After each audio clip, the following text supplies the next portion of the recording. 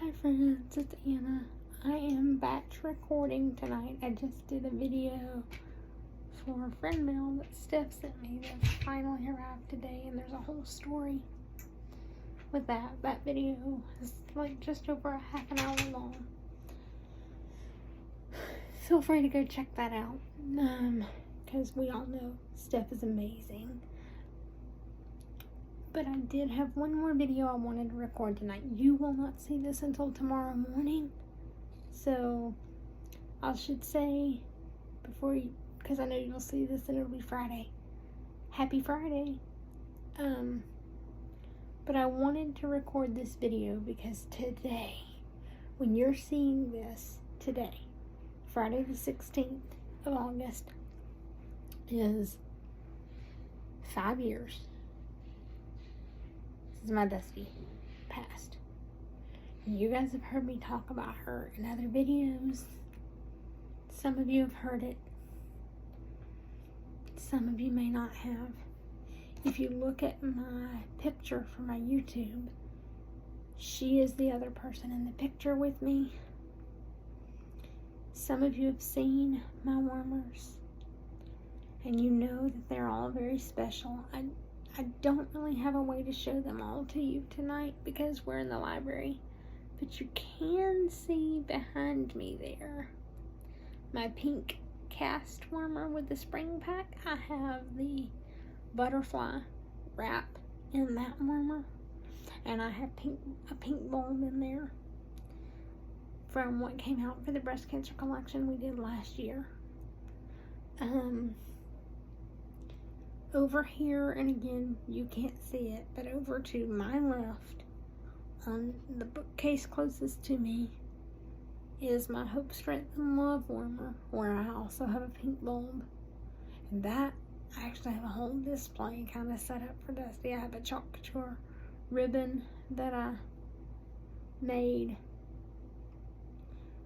for her on that chalkboard, and I have no plans of ever erasing that. I don't know if I can show it to you or not. Let's see. I don't know if I can flip the camera or not.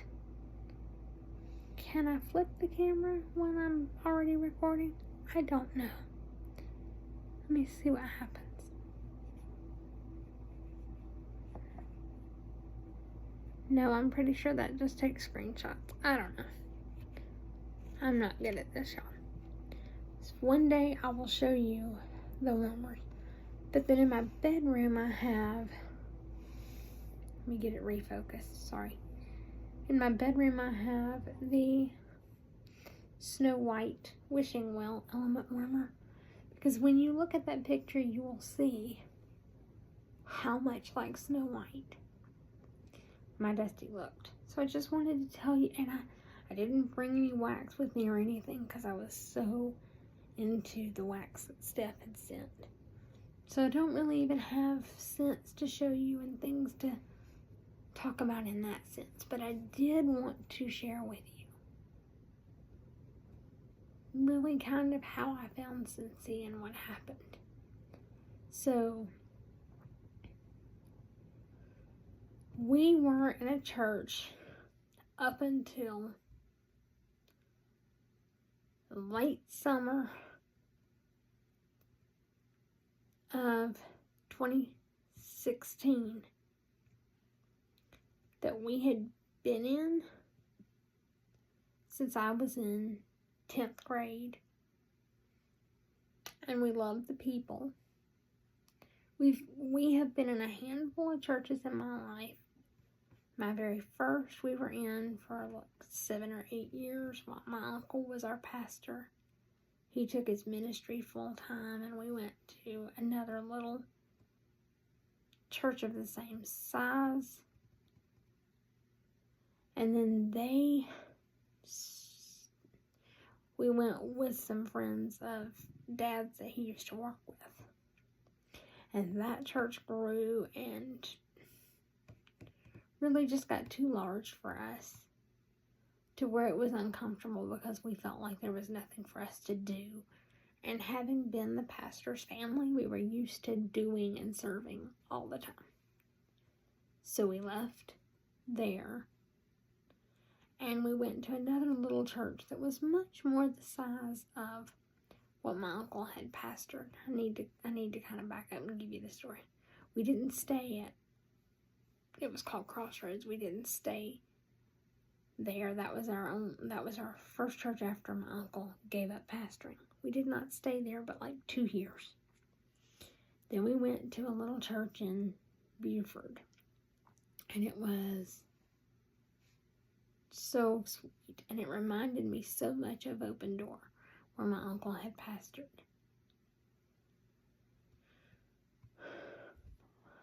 And it was a great place, and we were there for 6 years, and we did a lot, and we served a lot, and we grew.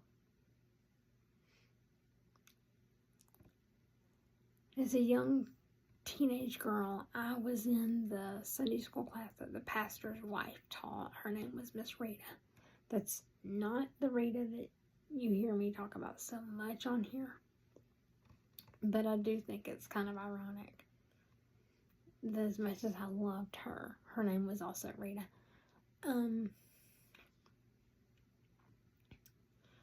We grew, and so much happened at that church, and I was so close with some of the other girls that were coming. But it began to feel like if you weren't the pastor's family, he didn't want you involved in things. So we had heard this preacher at a revival, and kind of, we loved his preaching. We loved the way he spoke. The next church we ended up going to. And he mentioned that their piano player was about to go off to college. And this was in like 2008, 2009. The years kind of run together a little bit. It was either late 2008 or early 2009. And he mentioned their piano player was about to go off to college. And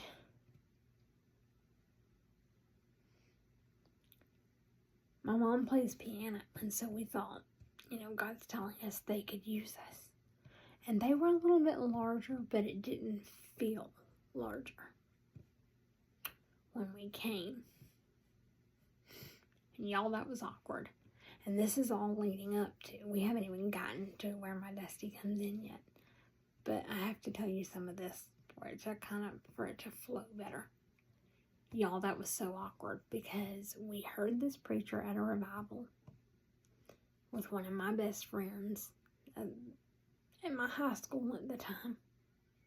She knew my Uncle Dwayne, and she knew his ministry now, and we talked all the time, and we shared church stuff, and she told me they were in revival, and the singers that they were having for the revival, we knew and we hadn't seen in years.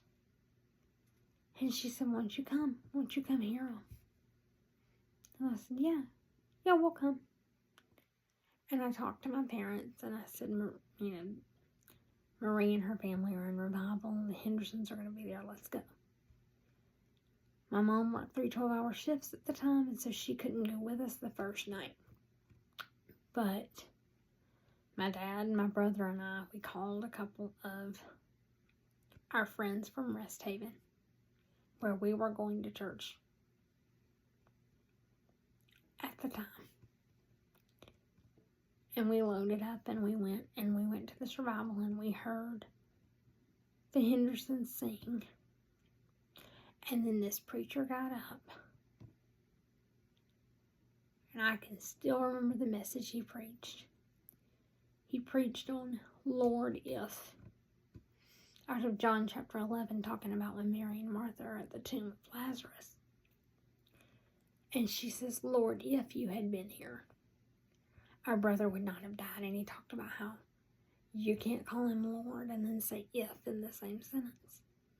Like, that's negating the fact that he's Lord. And oh my gosh, the message, it was amazing. It was things I'd As many times as I'd read that passage, I'd never seen. And our friends, the Hendersons, are there. We listened to them for hours. Like, I love them. I could have listened to them all day. And we were like, oh my gosh, we have to bring Mom back. She has to hear this guy. So she had one of her days off. We went back. And the Hendersons were not singing again, but we also knew the singers that night. They are a group that is out of my Aunt Patty's church. One of my dad's sisters. And I was like, oh my gosh, how perfect is this? The Lambdons are here. We didn't know they were going to be there. And so it was like, okay, it's another sign. And he, and then he preached on Jonah and the seaweed at that night. Jonah getting trapped in the seaweed because he didn't follow God. Being washed up on the beach, being trapped in the seaweed. And again, just things I'd never thought of as many times as I'd read these scriptures. And these stories and these messages. And we were just like, oh my gosh, this guy. And so we went and heard him again at another revival that one of the guys' dad worked with. His church was in revival. We went and heard him again, and that's when he mentioned their piano player. I think this was like 3 or 4 months later. And by this point, we were getting tired of just feeling unwanted where we were at church. And so I'll never forget this, because my dad went in one Sunday morning. He led our choir at the time. He went in and he talked to the pastor and he said, we don't know yet, but we feel like maybe God's leading us in another direction. I'll never forget. He came home and he said, I think it went okay. He wants us to continue our positions. We went to church thinking nothing was any different. Nothing was wrong. And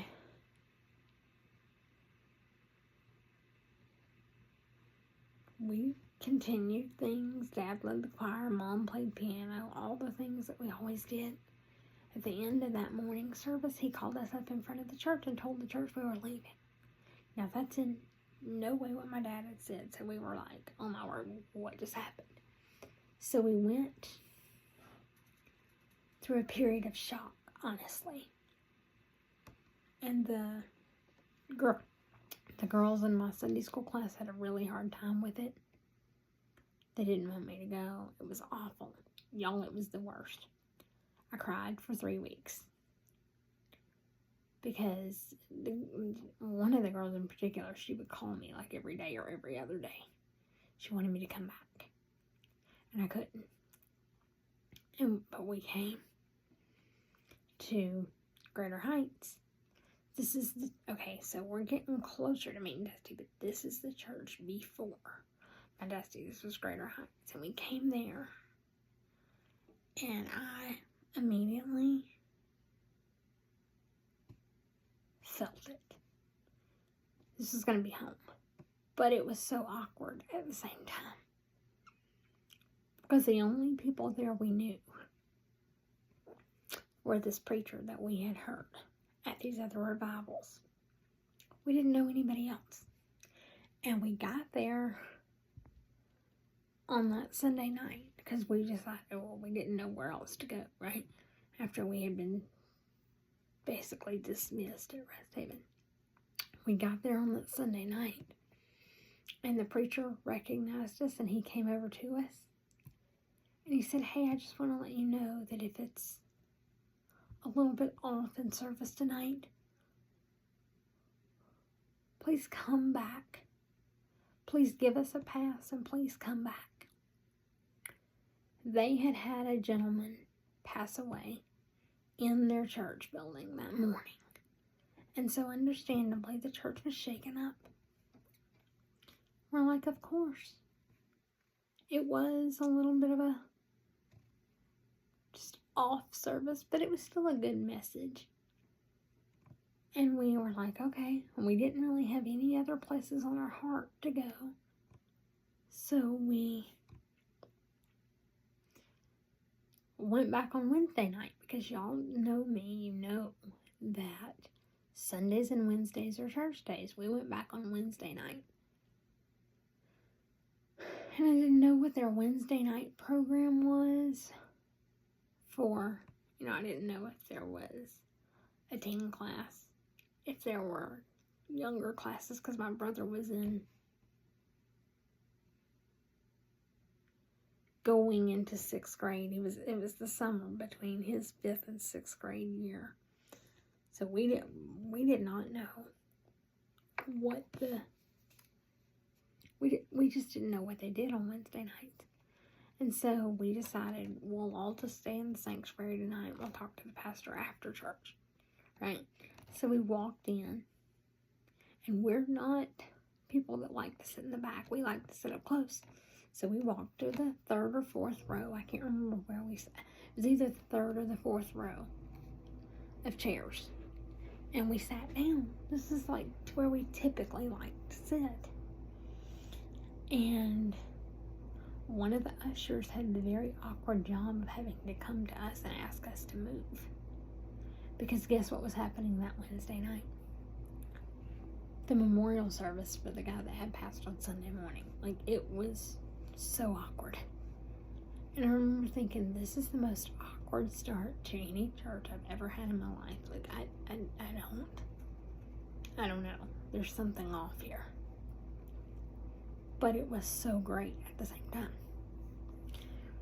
We moved back a couple of rows, and everything was fine, and the usher felt horrible, but everything was great. And we came back the following Sunday, and we are Sunday school Sunday morning. Choir practice, if we're once we've joined and we're in the choir, because we all like to sing. Once we've joined and we're in the choir practice, Sunday evening, Wednesday evening. We are those kinds of people. We're not a Sunday morning and done, Sunday morning service and done family. So we showed up for Sunday school, and they were so shocked that visitors were showing up for Sunday school. But they took us right in, showed us where our classes would be. They actually had, during the Sunday school hour, they had a special time. They called it Teen Church. And my brother had a special, they called it 56 Club, 5th and 6th grader service for him. So we went to that, and I met the choir director's daughter, and she and I were immediately that first day, we knew we were going to be good friends. And I didn't know anybody, but one of our youth leaders had introduced me to her and said, help her get to know people. And so she introduced me to people as they came in, and it was great. And we were there for a number of years, about 6 years, and we saw a lot of things change. We saw one of our youth leaders and his wife moved to Kansas as missionaries. Oh my word, that about killed me. We saw about 3 months later, another one of our youth leaders scared me to death at an after church event, because he said, I need to tell y'all something. I need to make an announcement, which is the same way that we had been told that the one leader was going to Kansas as a missionary. But then he dropped down on one knee and he proposed to his girlfriend at the time. And so we had seen a lot of changes. We then, about a year later, saw our other youth leader that had taken over for the guy who went to Kansas do the same thing. At an aftershock, he proposed. And they were married not long after. It was just, we saw lots of growth. We saw lots of great things. We saw lots of change. But then there came a time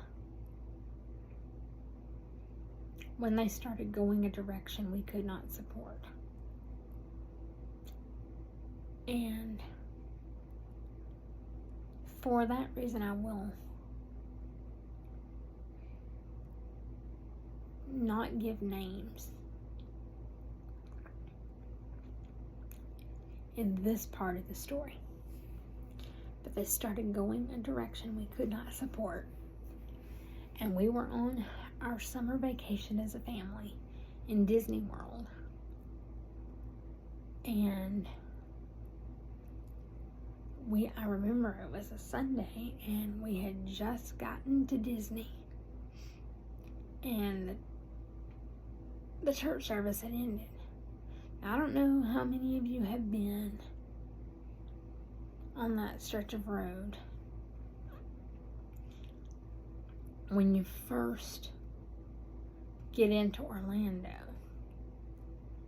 But our signal got really, really sketchy, and so I just turned the video feed, the live stream of the church service off, and I thought, it's okay, God understands we're on vacation, you know. I turned it off, and we got to Disney, we unloaded our stuff, we're up in the room unpacking, because my mom is one of those people you have to move in when you go on vacation. We're up in the room unpacking,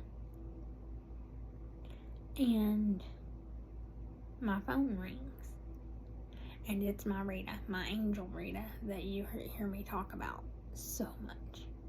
And she's crying, and she says to me, I'm worried about your pastor. And I said, why? She called us her second church. She watched all of our special stuff. Like, I trusted what she had to say. I said, why are you worried about him? And she said, I'm worried about his reputation because you guys just had a beer commercial on your church live stream. And I was like, that's very odd. I bet he didn't know that. I said, we're on vacation, but I promise you when I get home I'll talk to the church secretary and I'll talk to him. And I did, and I was very shocked by what happened. When I brought it up to the secretary, she acted like it was nothing, like it was, I didn't need to be worrying about that. And I said, you know, I'm trying to protect our reputation as a church. I am worried about that. And she said, I'll talk to him, don't worry. And that was it. Like, I never heard another word from her about it. And I told Rita, I said, I'm not there. I'm not watching live stream because I'm live in services. And by this point, I was very involved. I was singing I was helping with kids' Sunday school.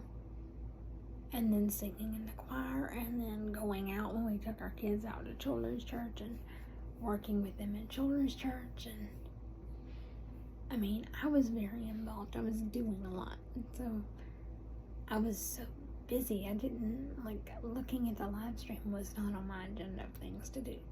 And I'd ask her and she'd tell me, oh, they're still running them.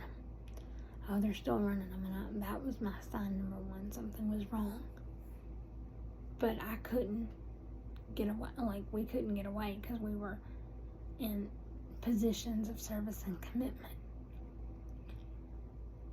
We finally, that same piano player that went away to college, she came back home.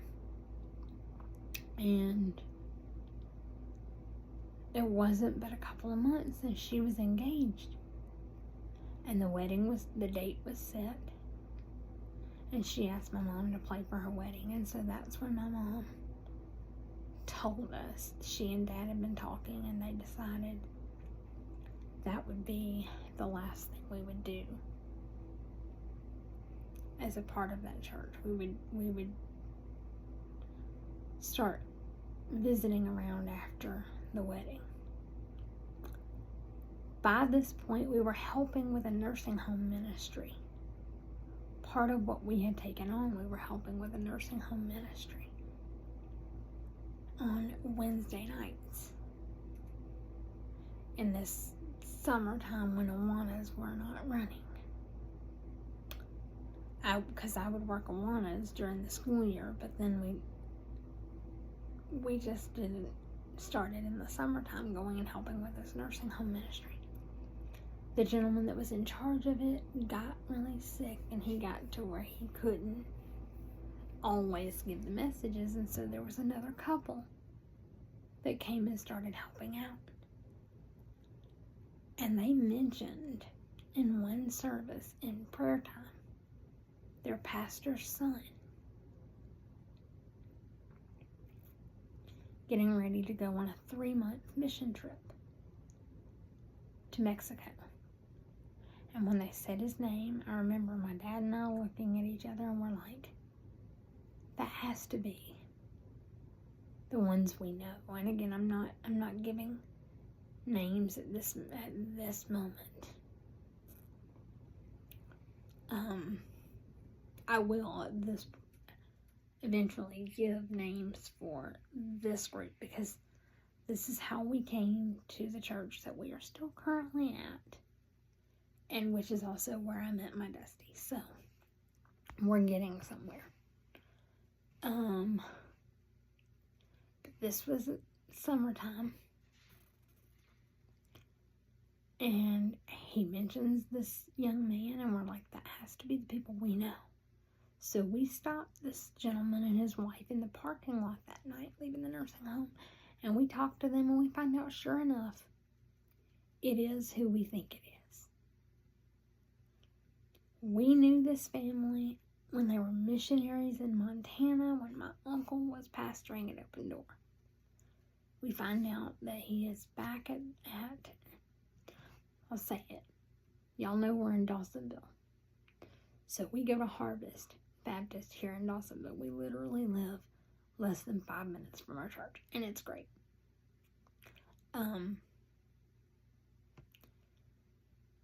But we had known them way back then as missionaries, and now he's pastoring at this church. And at the time we lived in Cumming, because we lived 10 minutes from the church we were at and trying to get away from, which was in Cumming.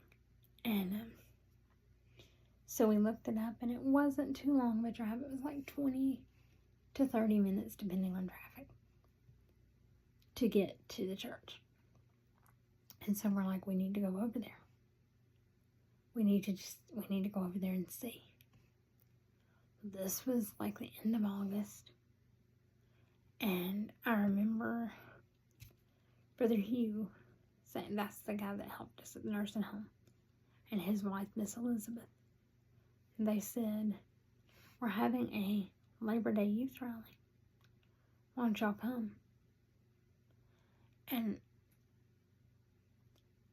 typically a special service would not be our first choice of service to go to, but at the same time we kind of felt like maybe that was a sign. So I remember we went to that Labor Day service. We actually took some friends with us from the other church, and it was amazing. They took us right in like family. We didn't know anybody but the pastor and his family, but nobody else cared. Like they were, and the families, the two families that we worked with, the one family that we had met working the nursing home services, we knew them, but they didn't care. They just took us right in. And so that was Labor Day of 2016. We visited regularly there from that point forward for regular service days. And then in March of 2017, the first Sunday in March of 2017, after talking with the pastor and his family and things, we joined their Harvest. And I'm one of those people, I love people, I love to meet people, but I can't just meet a big group of people all at one time, because I will not remember your names. The best thing you can do for me is introduce me to your children first, and then tell me who their parents are. or the oldest members of the family first, and then tell me who their children, or like if you have grandparents or whatever, then tell me who their children and grandchildren are. Because I have this thing. Don't ask me.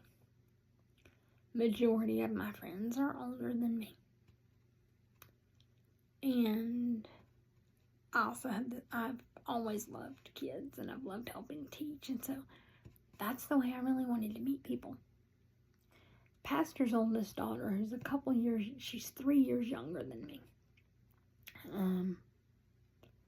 She took it upon herself to help me meet people because she remembered me. She knew who I was. And she took it upon herself to help me introducing me to families. We would come out of Sunday school. Her uncle was my Sunday school teacher, so that was the first introduction she made for me. This is my Uncle Jeremy. He's going to be your Sunday school teacher. And then he took me in and he introduced me to his wife, who's also in the class, and, helped them with the class and the other members of the class.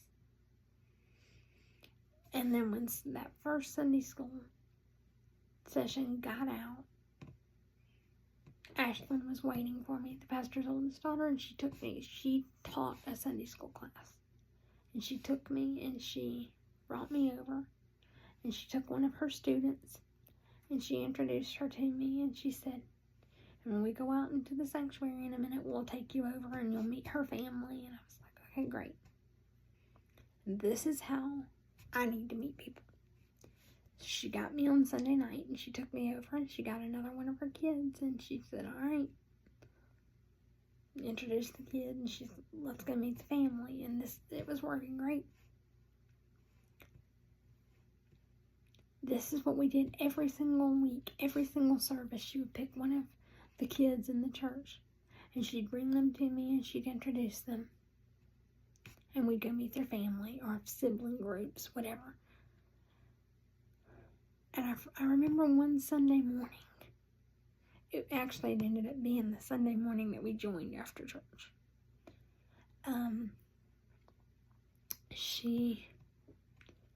So it was that first Sunday in March.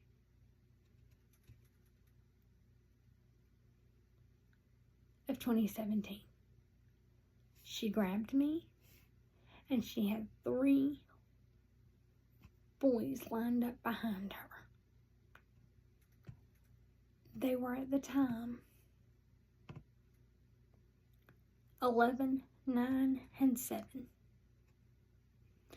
And she introduced them. Logan was the oldest.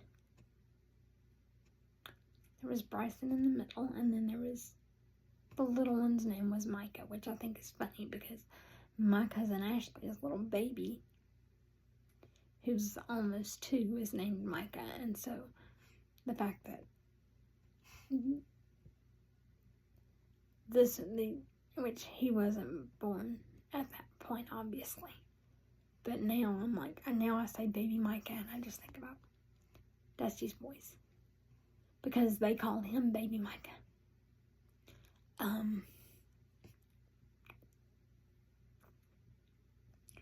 And I said, oh my gosh, I'm so excited. I was going to meet them 3 at a time. Oh my gosh, that was like a big deal for me. And she said, they're all brothers.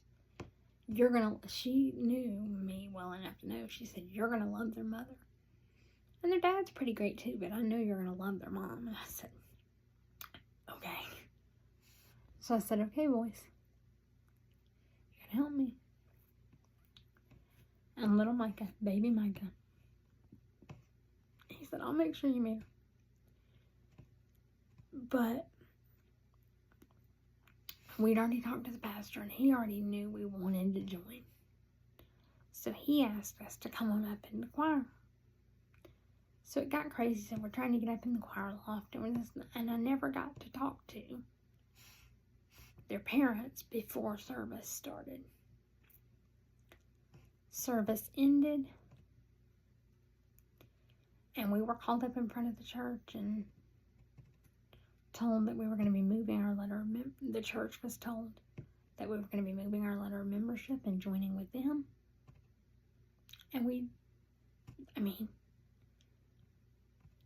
that's, for those of you that don't know, that's pretty much the process.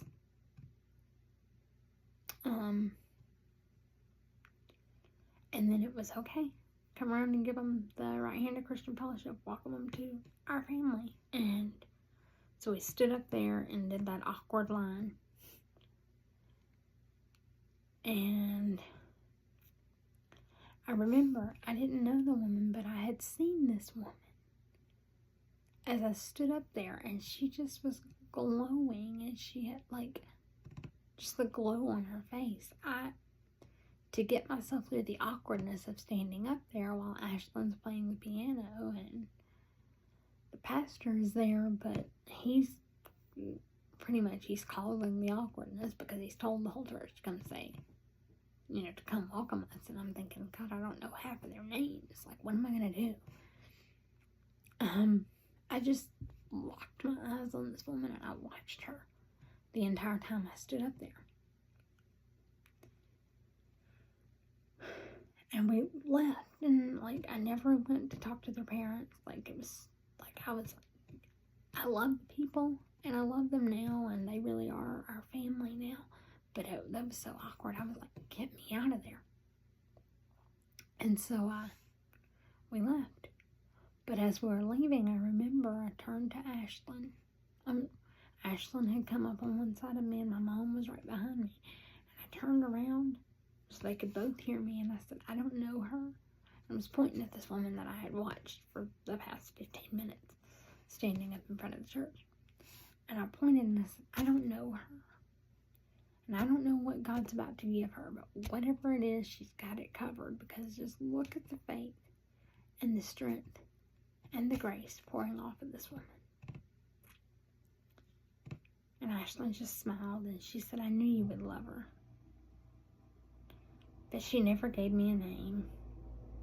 But I knew that was I knew then that was the boy's mama, because she said, I knew you would love her. She forgot to tell me her name, and I was like, okay. Walked off. You guys, she started introducing me to other families she never remembered. I don't think that she hadn't told me the woman's name. But 2 weeks to the day later, in the middle of service, my pastor says, I want Brother Ben and Miss Dusty to come down front. And I was like, I didn't know who that was. But they walked down front, and my jaw dropped. Because this was the woman that I had been talking about 2 weeks prior. Then my pastor made the announcement. Oh, I do have something I can show you that shattered my heart. For this woman that I barely knew, okay? They made the announcement to the church that her tests had come back, and it was cancer. She had, what I didn't know when I had seen the glow on her face, she was undergoing testing to see if she had breast cancer, and it had come back, and it was positive. And we're not to this yet. Hold on. So they made the announcement. The church is in shock, and there's gasping and crying and all the things, and I just fell apart. I barely knew the woman, but I just fell apart and started crying.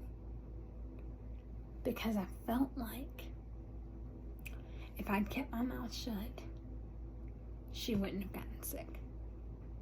Because I felt like I brought it on her by saying whatever it is, she can handle it. Because look at the grace pouring off of her. It was almost like when I said that, the devil said, okay, you think she can handle anything? Let's give her the worst there is and see what she does with it. And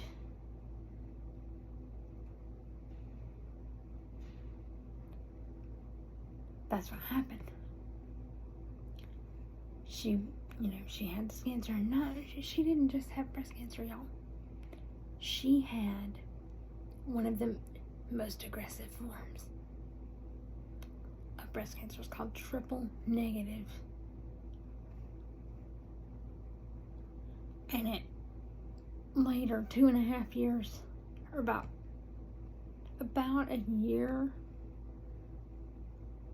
I guess about a year to a year and a half later, it went metastatic. And so by the time it claimed her life, it was triple negative metastatic on diagnoses. But I felt like if I hadn't said what I said, she would have never gotten cancer. And I cried and I cried. I cried so much, even barely knowing her. And I ran out of church because I didn't want her to see me. I didn't want her to recognize me. I did not I was like, I wanted to pretend that I did not exist, because I felt so horribly guilty and was so convinced that I had done this to her. And I know that sounds stupid, but that was where my brain was. I was broken, and I wanted nothing to do with her. A couple of weeks later, Ashlyn comes to me and she says, "Come with me. Dusty wants to talk to you." And she took me over to her. And I was okay because Ashlyn was with me. I'm like, I can do this as long as Ashlyn's here. And I talked. She talked. Ashlyn did most of the talking because I was scared I was so scared to say the wrong thing. But I stood there and I just smiled at her. And I said, "I'm so sorry. I love you." And I'm thinking, she knows I barely know her. She's probably like, "What is this?" Right? And that's all I said. And I walked out. And we did this for multiple weeks. 2 weeks. That was 2 weeks after we had done a pink Sunday as a church for her. So here I am talking to her for the first time, all decked out in my pink, and one of the ladies that even made little ribbons for us. Oh, hold on, I'm going to turn away from the camera because I just thought about I have one more thing I can show you. In my purse, because it stays where it can be with me at all times. So give me just a minute while I dig, because we all know, ladies, how crazy our purses can get, right? But I talked to her, but I would only talk to her with other women around. I would not ever be on my own with her, and I'm gonna have to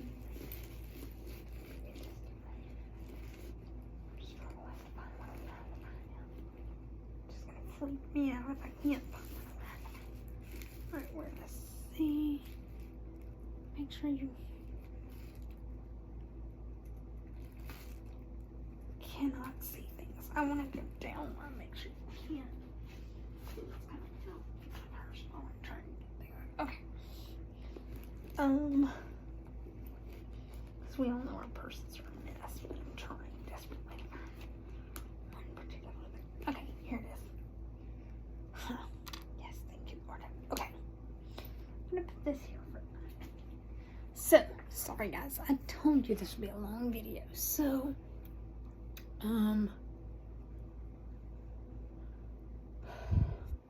I talked to her, but I would only talk to her with other people around. And there was a lady there, and she still comes some. I wish she would come more faithfully still than she does, but she was very faithful back then, and I think it's because of Dusty, because she and Dusty were such good friends, and I think she was afraid to miss a day with her, to miss time with her, which I can appreciate. Now, I can appreciate that. Her name is Vicky Johnson. And if Ashlyn was not available to come with me to talk to Dusty, she always would. She seemed to understand that I didn't want to be by myself with her.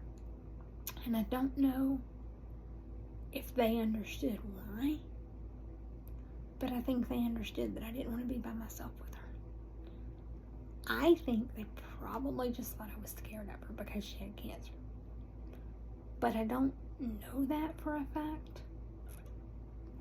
But they were so great. They would always make sure that I got to talk to her. But I would never be on my own with her. And if it looked like it was going to happen, I would run the other way. I was not going to be on my own with her. Period.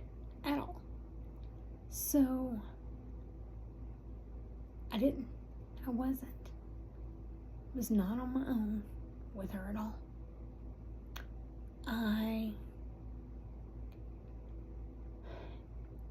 For all of April, all of May, all of June, and pretty much all of July, every single service, one of the two of them would take me to see her. Oh gosh, Susie's calling me. Okay, friends, it's Anna. I'm back to pick up my story of why I got started on this journey. You will see that the clothing has changed. That's because last night when I was recording, you will notice sort of an abrupt cut in the edit. When I put this together and edit these two clips together, you'll notice an abrupt cut because as I was recording last night, I got a phone call. It was a very special phone call from a friend that I'm convinced my Dusty placed in my life, she'd gotten upset with me over something I had said to try to help her, and we had not spoken in 3 months. And so, one, I couldn't believe she called me, and two, when she did, I wasn't missing. There was no way I was missing that. But bless her heart, she was so sweet. She knew the anniversary was coming up, and she called to be with me and to check on me. And oh my heart, y'all, we were on the phone literally all night long. We didn't hang up the phone till 7 o'clock this morning. Like, it was so precious and just exactly the distraction that I needed. Because I was watching that clock because of my angel Rita, I have to stay up with her. And there's a pill she has to take every day. It's actually a low-dose chemo, and we'll get into how her story ties in with Dusty's story in a few minutes. But it's actually a low-dose chemo. It has to be taken at the same time every day. And somehow, on one of my vacations or something, we got off with the time difference. It was 3 a.m. when I was calling her to tell her to take her pill. But because of a lot of the issues that she has, she doesn't sleep anyway, so we just realized that it actually worked well for us. So I have to stay up with her. But being up and watching the clock switch over to midnight and realizing that it was anniversary day, like, I knew that was going to be hard. That's why I was trying to record. But my Susie also knew it would be hard, so at 11:30, she called me. Or I guess it was probably a little bit before that, probably about 11. She called me so she could be with me for that transition. So anyway, ignore the abrupt cut, but let's get back to the story. So I wouldn't talk to my Dusty on my own at all. Either Vicky or Ashlyn always had to be with me because I somehow in my mind had it that if she found out what I had said 2 weeks prior when we joined the church,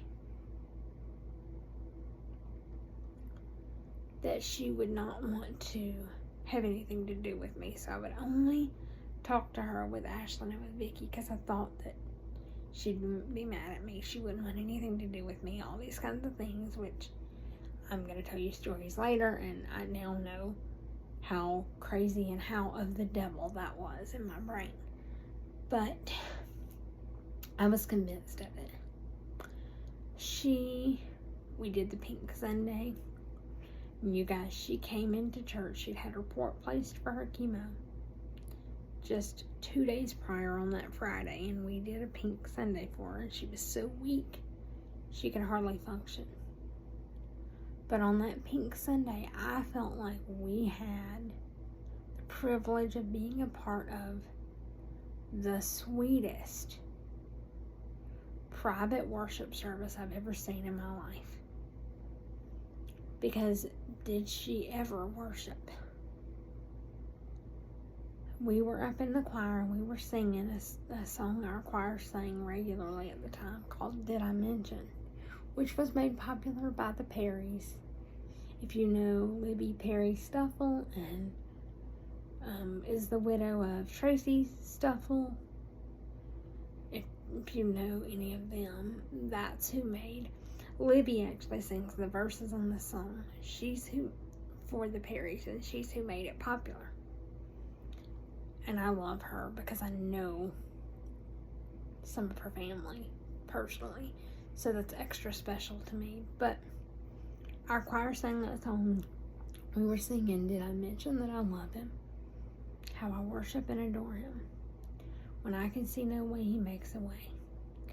Did I mention He's been faithful to every promise He ever made me? I love Him, that's all I want to say. And that's the chorus of that song. I didn't sing it, I just quoted it because copyright, right? She got to worshiping in a way that it had honestly been years since I'd seen that kind of worship.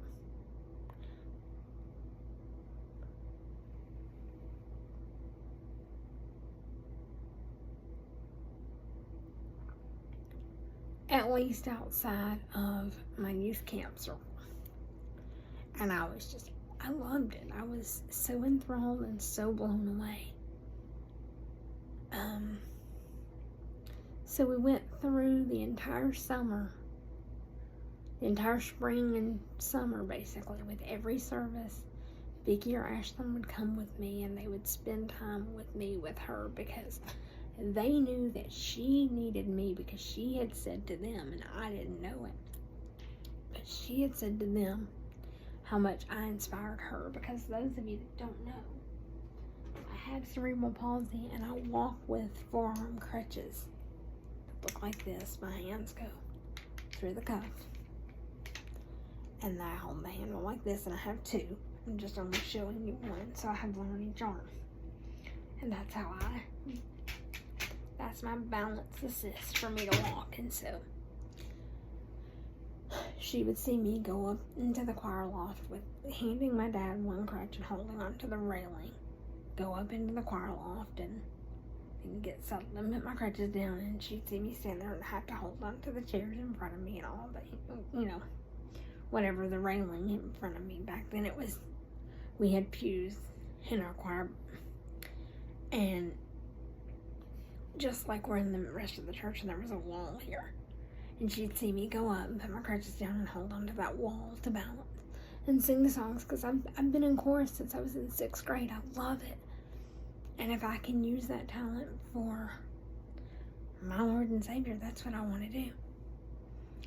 And so I'd get up there, but I didn't know how much she watched me and how much she looked for me, but I did know that I watched for her every single service.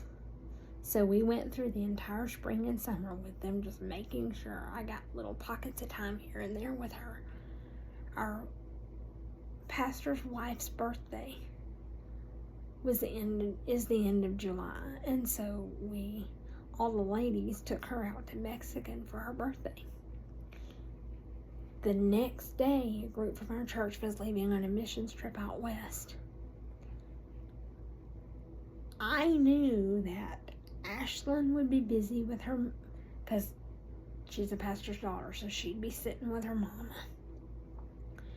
And I knew that Vicki and her husband Eric were already gone, because they were taking family vacation on the front end of this church mission trip. So they were already gone. So in my mind, I thought everybody was asking me, were me and Mom coming to the party? And I said, of course we're going to come to the party. Of course we're going to support Miss Mandy. We love her. Of course we're going to be there to celebrate with her. Because I knew that Dusty was in chemo, and in my mind, she wouldn't dare go out into such a public place in the middle of chemo. Like, in my mind, that was too much, and she was going to stay home. And nobody had told me any differently. And so we get to the party. But what I found out later is that Vicky and a lot of the other ladies in the church knew that Dusty was planning on coming, and they knew that if I knew that, I would have begged my mom at that point for us not to go, because it would have been without the buffers there. It would have been too much for me. And so the ladies were great, and they didn't say anything.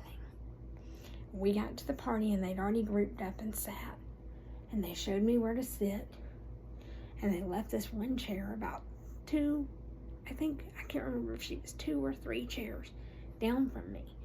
And I heard, after I was already sitting down and there was nowhere else I could go, right?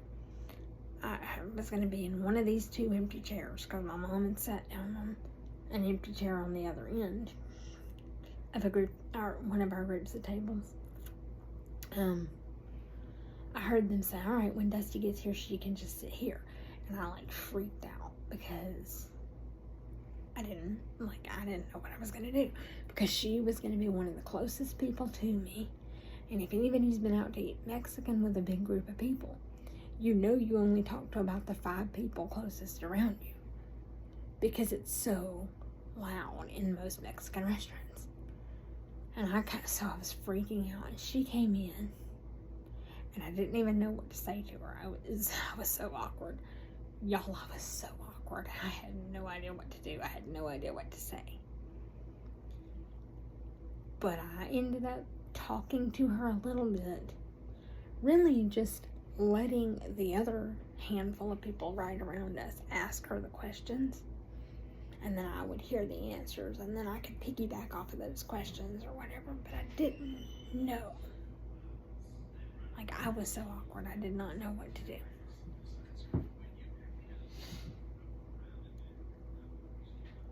No idea what I was doing. 3 hours at that birthday party, and she watched me the whole time, and I watched her the whole time, but I didn't know she was watching me. When I left that birthday party, I found her on Facebook, and I wrote her a book on Messenger on Facebook. My Messenger thing was this long by the time I finished typing for her. We laughed that I literally wrote her a novel the first time I wrote her on Messenger, because I didn't know what else to do. But the not being face to face with her gave me the courage to say some of the things I'd really been wanting to say, but didn't know how to say, right? And then she messaged me back, and she wrote me a book, and she told me what an inspiration I was. And it was so great. I was still really awkward. I was still really nervous, because I thought, you don't know the truth of the fact that because I was still convinced that this was all my fault. And I said, you don't know that, and if you did, you wouldn't be so happy. You'd be mad at me, and you wouldn't want anything to do with me. So I was still very cautious when I would see her in person. I would still only be there with Ashlyn or with Vicky.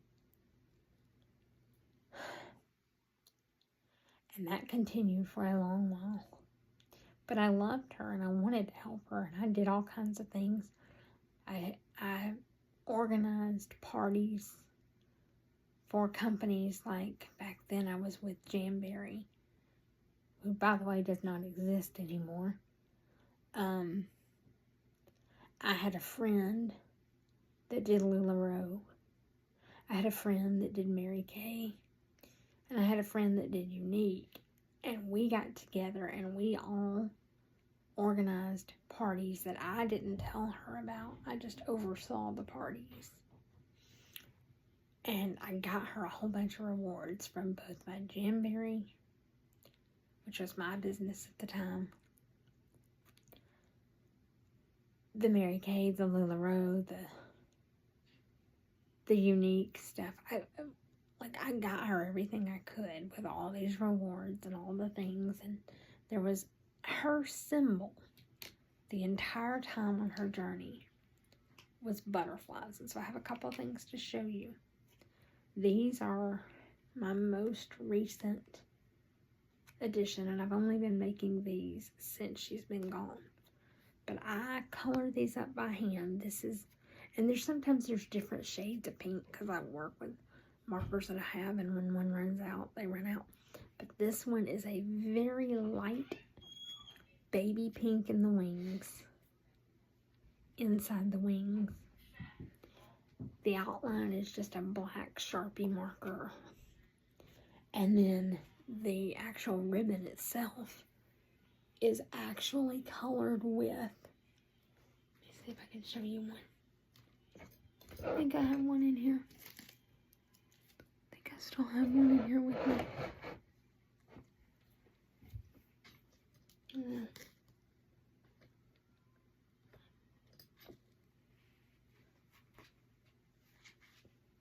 Where's mine?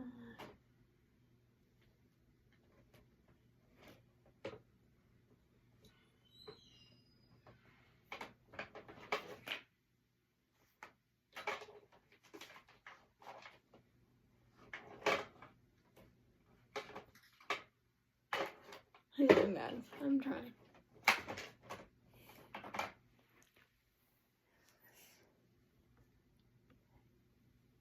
Anyway, I don't know. I'm struggling. I think maybe I did run one out that I had and I don't have another one in here. Or maybe I do and I just can't find it right this second.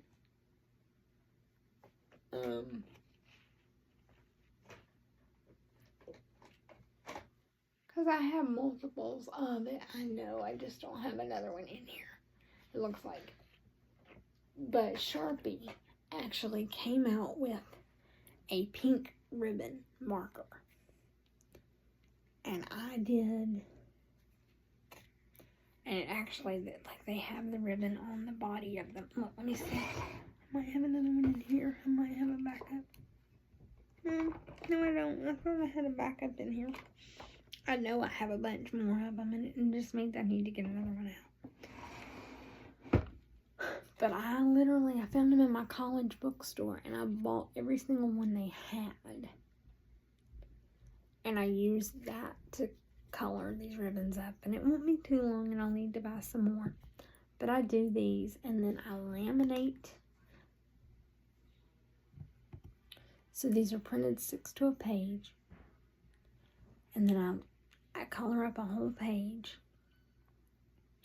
and then I laminate them, and then I cut them out. Or I glue these tags on the back. These are her memorial tags, and it's backwards too. But it says, in loving memory of Dusty Kaler Popko. That was her, and it's got her birthday and her date of her miracle. And then her age when she passed, because I did the math there. I glue these, I cut these out and glue these onto the back. Then, once they're glued together, then I run the page through the laminator, laminate them, and then I cut these out. So they come out like these little butterflies. And then I take the little magnet strips from like your grocery list pads, stay on your fridge, and I cut them up, and I put them, 2 or 3, this one has 3 on it, on the back of this in areas that things are not, that it's not covering up anything important. And this one I need to work on, because that's a little too, I might end up taking that one corner off, because I think it's going to cover up the wording. Yeah, I'm going to take that one off, because it didn't sit just right. It's okay, I'll fix it later. But I fix these up where you can read the little memorial tag, And I create these magnets, and I use them for different things. But I create these for her all the time now. And I'm very proud of these. So if any of you that are watching these, if you know somebody that's fighting, let me know. Reach out to me and give me a good mailing address. I would love, love, love to send them one of her butterflies. I need to fix that, so I'll put that over there. The other thing we did is, because butterflies were her thing, we all wanted to wear butterflies for her all the time. Vicky was at the beach and she found pins. You'll notice a similarity. She found these, which is what inspired this, okay? But she found these and she gave me one. She bought me one and gave it to me, and I wore this every single day for my Dusty. I've not been able to wear it not one day since she's been gone, but I still have it. And I still carry it with me everywhere I go. Everywhere I go. Well, she left me in August of 2019, because today, 8/16, is actually the anniversary. She left me. And I was so lost, y'all. Her birthday's 3 weeks to the day later on September 6th. And I was so lost. I had no idea what I didn't know what to do with myself. All I could do was cry. It was a wreck. And a friend had a Scentsy party, and I'd never heard of it, didn't know what it was. But she said, I know you. She knew I loved wallflowers and candles and all the fragrance things, and she said, you need to come to this party. And I said, okay. And when I met her consultant, I had about had a freak out moment, because her consultant at the time, her name was Tara Cleveland. And I don't even know if Tara's still with Scentsy, so if she is or if she isn't. I'm not trying to get anybody in trouble. And she was amazing. I found out that Tara was actually a breast cancer survivor herself.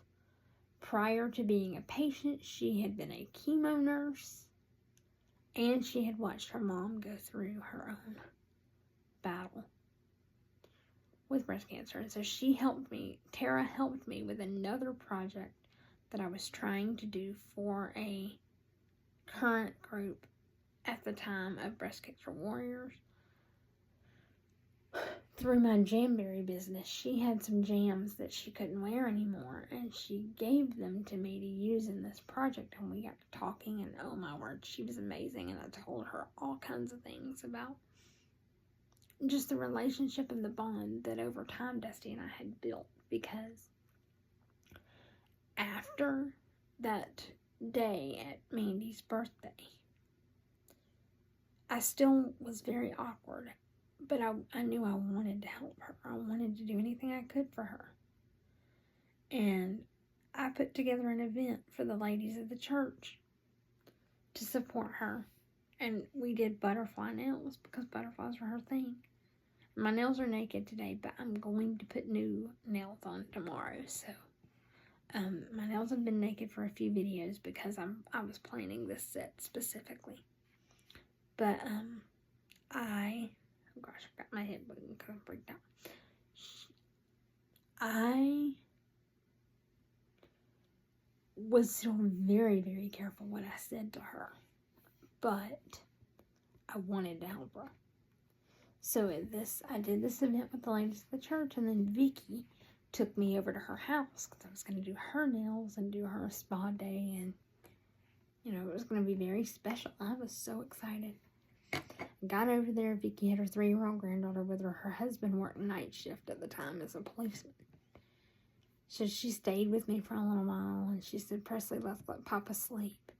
Well, then he called her and he said, can I see Presley before they have to go back to Mom and Daddy? And she said, okay. And she said, come on, Presley, let's go see Papa. And she left me with Dusty, which was not a big deal because my dad had already agreed to come and pick me up because, y'all, I don't drive. But it was a big deal in that, A, we were not done with what we needed to do. So I wasn't ready for Dad to come and pick me up. But B, now I was going to be left on my own with her. It was me and her 3 boys at home. Her husband was at work. And I was like, I was so nervous about being by myself with her. And I know that's crazy. Now I know how crazy that is. But one of the things that I had gotten her, and I actually have one in my closet, that is what I'm wearing to church on Sunday. We called them our twinning dress, and we never got pictures together wearing the dresses. But I have a picture of her and hers that I'm with her and I'm in another butterfly outfit. And then I've taken pictures of myself and mine since then. So I kind of feel like we still got our twinning moment. And y'all, it was so special. She was buried in this particular dress. It's a LuLaRoe dress. It's a LuLaRoe Nicole dress for those of you that know that company. It's a black background. It has pink flowers all over it and gold butterflies. When I saw that dress, I said, oh my gosh, Dusty needs that dress. And I was working that LuLaRoe party for her. Well, the 2 consultants that I was working with, they donated that dress to her just as their gift. And then the consultant that I was working with said to me, I have another one in my stock. I'm going to send it to you.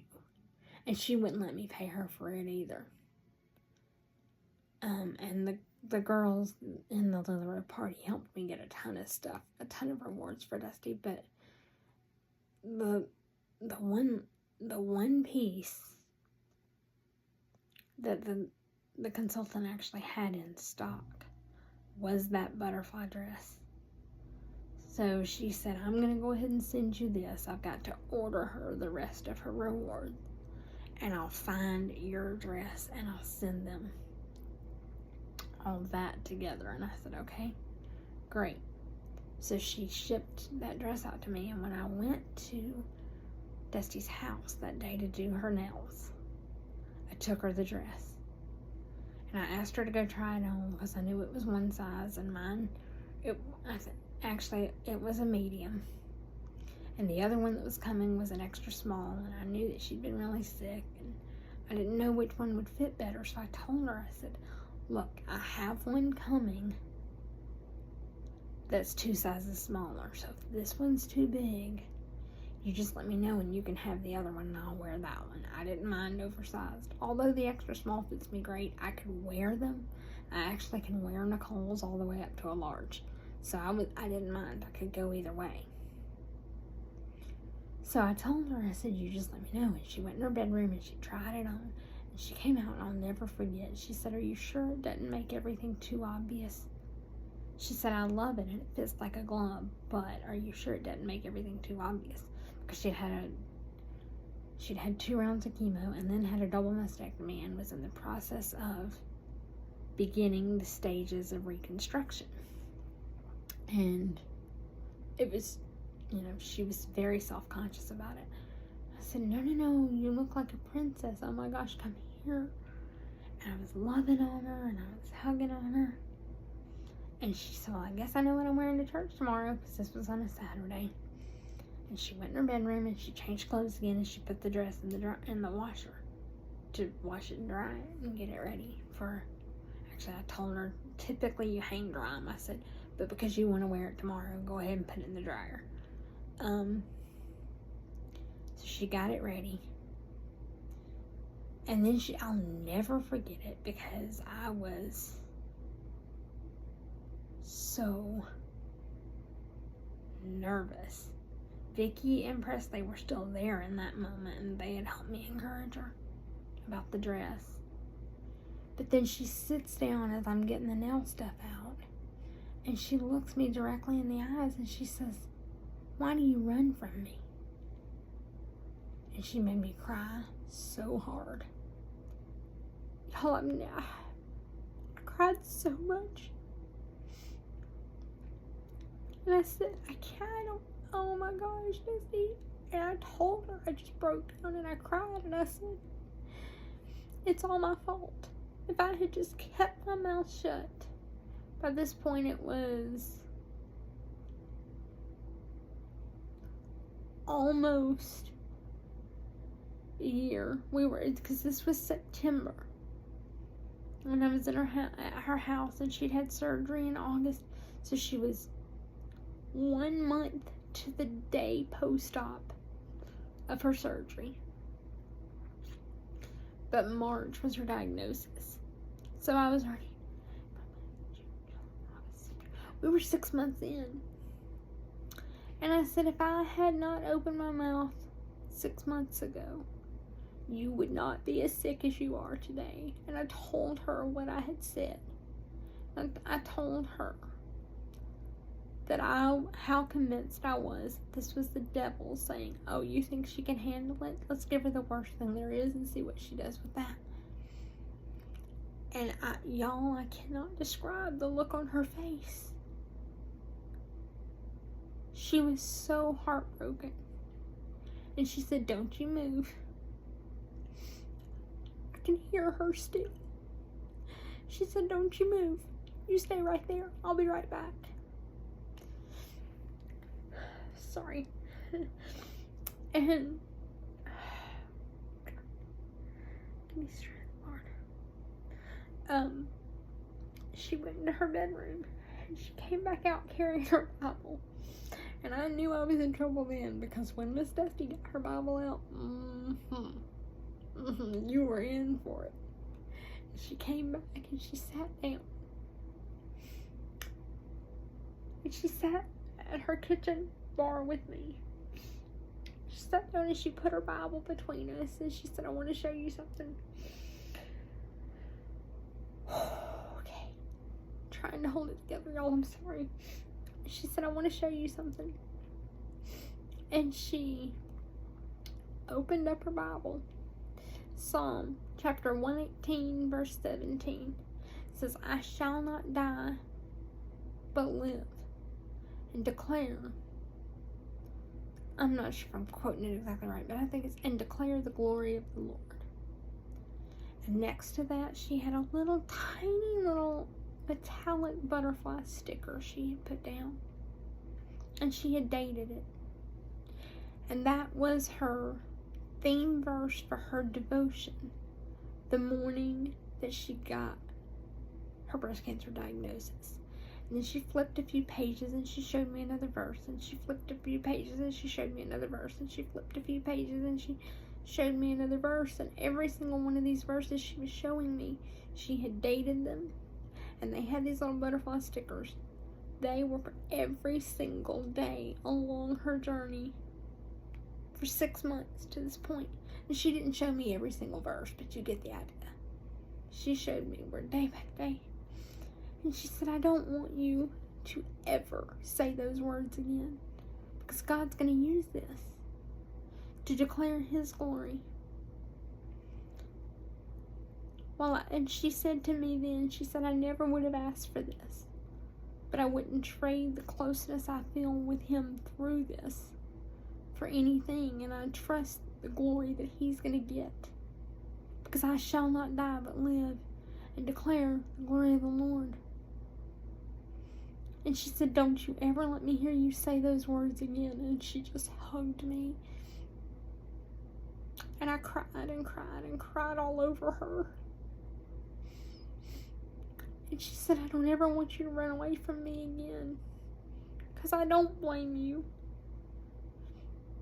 And I wouldn't have been mad at you even if I did think that maybe you saying that opened up the door. I wouldn't have been mad at you, because I trust God to bring this, to use this. And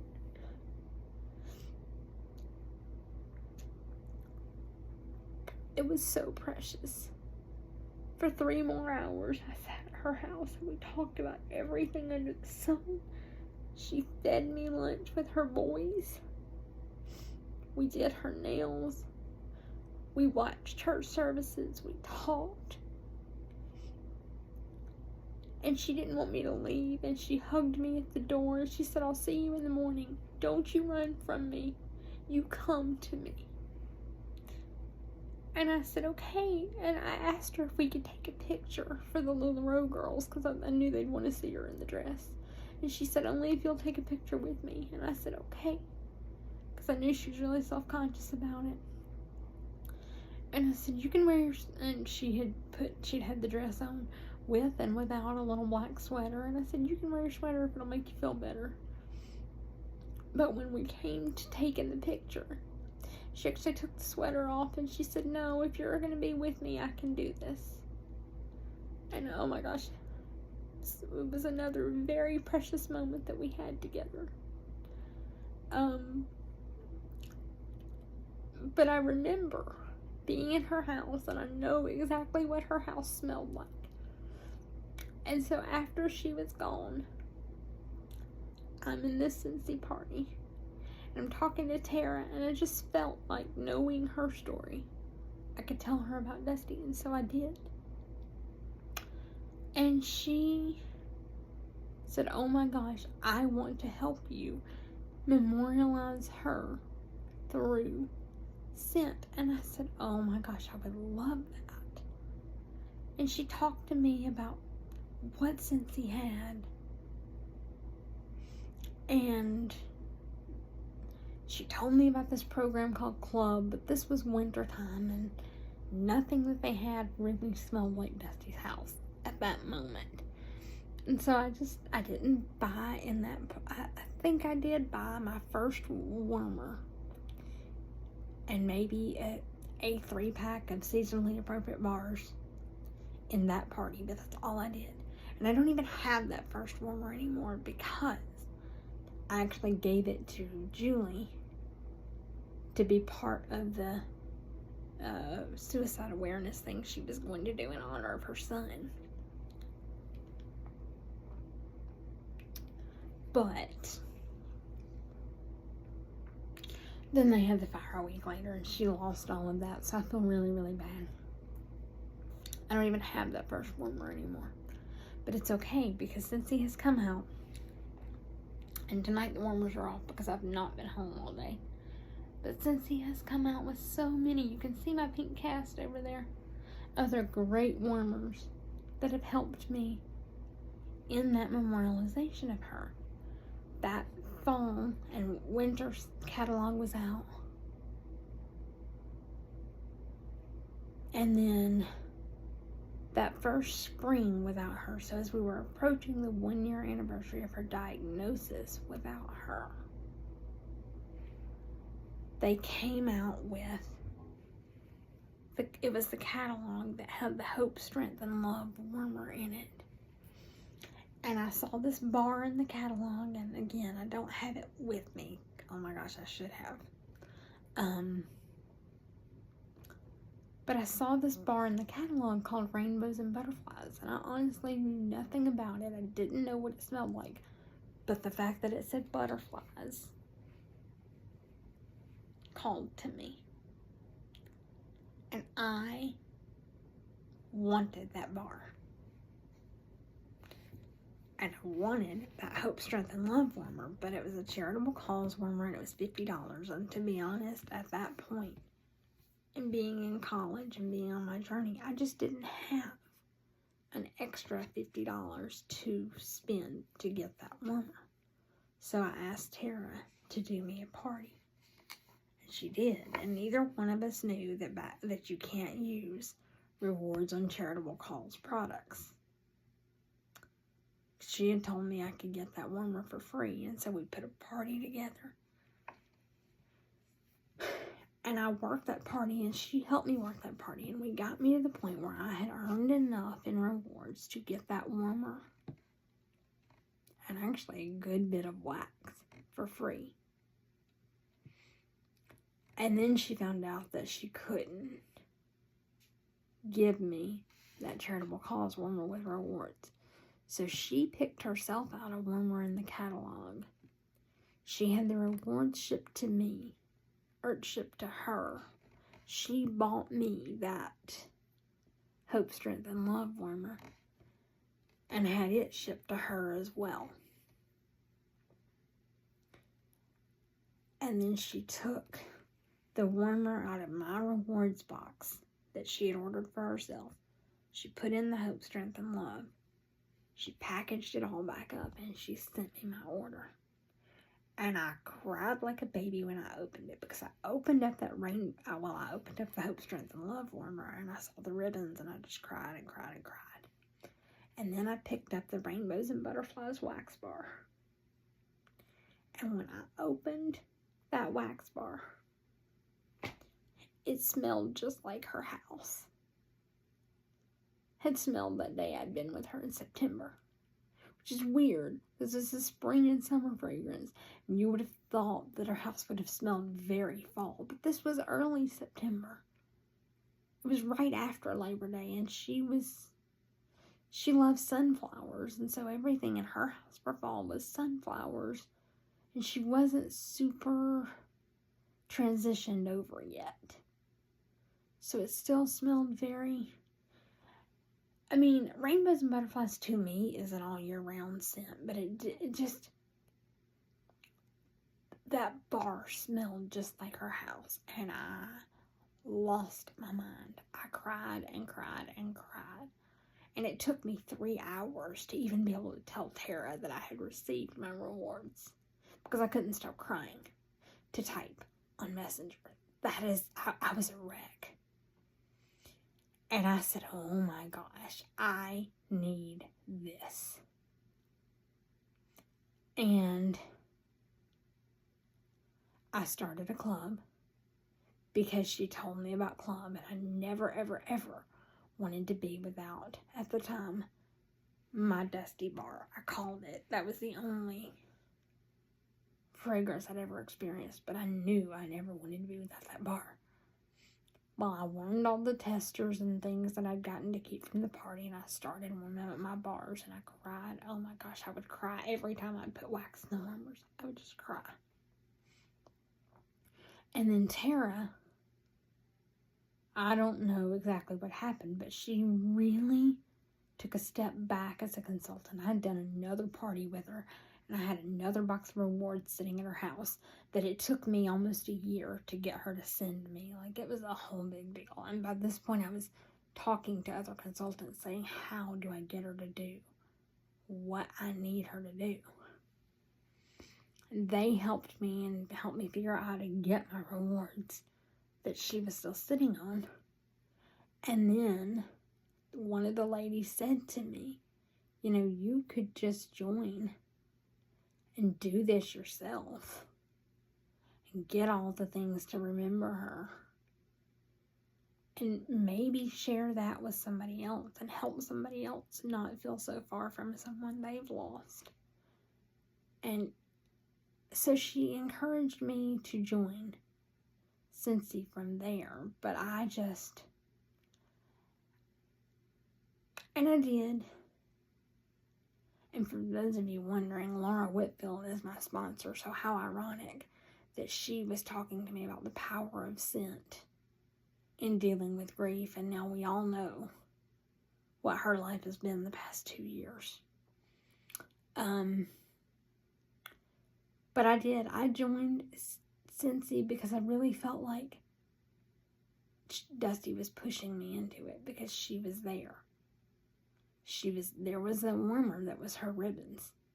Rainbows and Butterflies. There were her butterflies. And guys, Scentsy's logo is a butterfly. Like, it was a flashing neon sign in front of me. Dusty approves this. Dusty approves this. Dusty approves this. So I told Laura, I said, I just don't know how I'm going to do it. She did one of her flip-a-party deals and set me up with a zero out-of-pocket kit that ended up costing me $12 for the tax and shipping. I started my Scentsy business for $12. And when I started my Scentsy business, I had a club that only was quarterly. And all it had in it was 1 bar a quarter of Rainbows and Butterflies, because I thought I had so much wax from all these party rewards. And at the time, I only had 2 warmers because I had the one full-size warmer and I had gotten a mini warmer as part of my party rewards, and it was in my bathroom. And I thought, I'm only going to use 2 cubes at a time. I've got all this wax. Like, I don't need a ton of wax coming. I just need this bar that I'm so emotionally attached to. So I did a single bar quarterly as a club. That's all I had. That's all I did. Well, we all know that doesn't last. My first fall season came around, and the pumpkin trio that was out, pumpkin tiramisu, from that I fell in love with. Suddenly, my club was 2 bars a quarter. Then it was,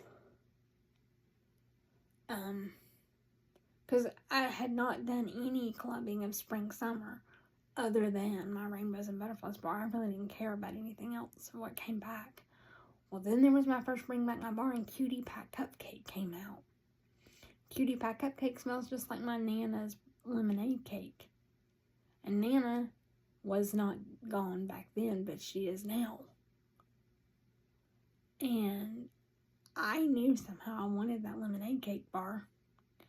Thank God I put it in my club, because she died a year later. Like, it's a whole thing. Like, how... So, and obviously we all know what happens once you get into wax. You're in wax, and you just love, you start to just love scent. Over time, I got other warmers, with some with rewards, some with, I do have my Snow White warmer. Of course, you can't use rewards on those, so I did pay full price for that. And my club grew like crazy too, because we started coming out with things.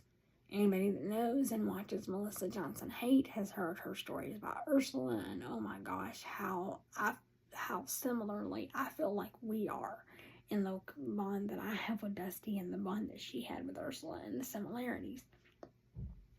And I've talked about my Angel Rita and what she, like, the bond that we have.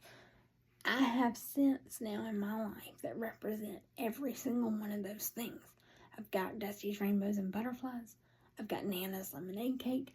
The Angel Experiment 624 bar is for my Angel Rita.